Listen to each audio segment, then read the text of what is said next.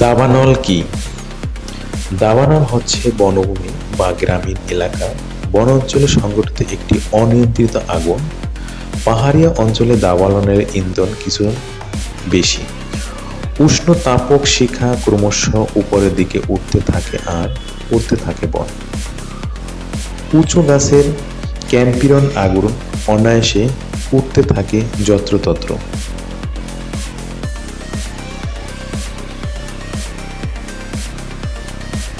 এসব আগুন নিয়ন্ত্রণ করাও কঠিন হয়ে পড়ে, কারণ আগুন থামাবার জন্য সহজে কোনো ব্লাড করিডর তৈরি করা যায় না, যেখান থেকে সরিয়ে ফেলা যায় স্তূপ, ঝরা পাতা, ভেষজ দাহ্য বস্তুসমূহ। অতএব যতক্ষণ খুশি আপন মনে জ্বলতে থাকে আগুন।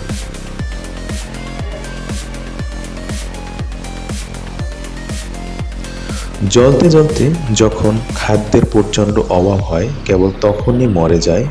দুর্ভিক্ষে মরার মতো ইতিমধ্যে মাটি পুড়ে টেরাকোটা হয়ে যায়, হারিয়ে ফেলে দরকারি জল শোষণ ক্ষমতা।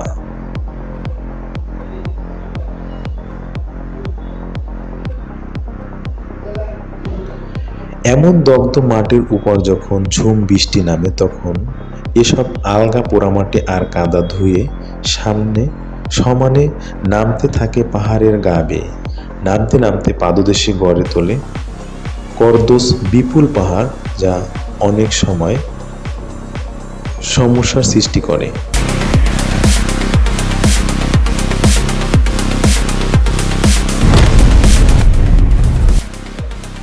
দাবানলের কারণ: শুষ্ক বনাঞ্চলে মাত্রাতিরিক্ত উত্তাপের রেশ ধরে সৃষ্টি আগুন গোটা বন জুড়ে ছড়িয়ে পড়ার ঘটনা দাবানল হিসেবে পরিচিত।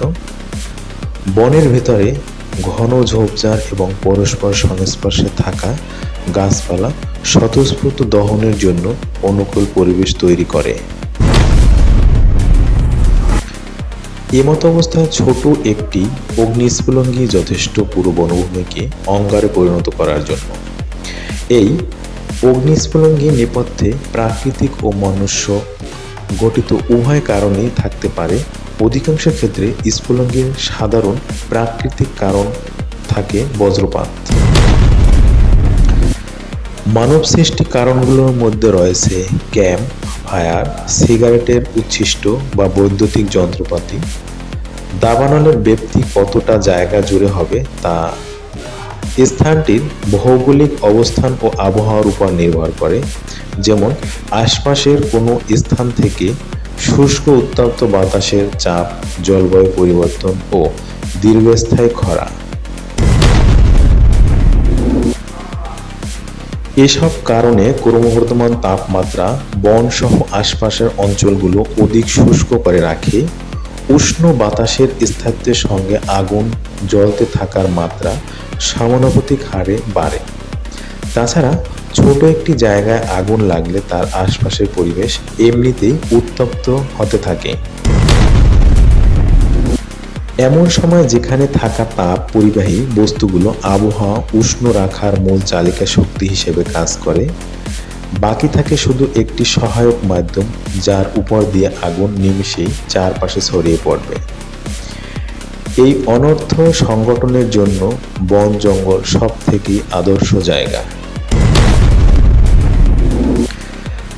গায়ে গায়ে লেগে থাকা গাছপালা এখানে রীতিমতো বৈদ্যুতিক তারের ভূমিকা পালন করে। একবার আগুন লেগে গেলে তা অনেক দূর পর্যন্ত নিমেষেই ছড়িয়ে পড়ে। চরম অবস্থায় এই আগুন আশপাশে থাকা গ্রাম বা শহরে প্রবেশ করে ব্যাপক ধ্বংসের কারণ হয়।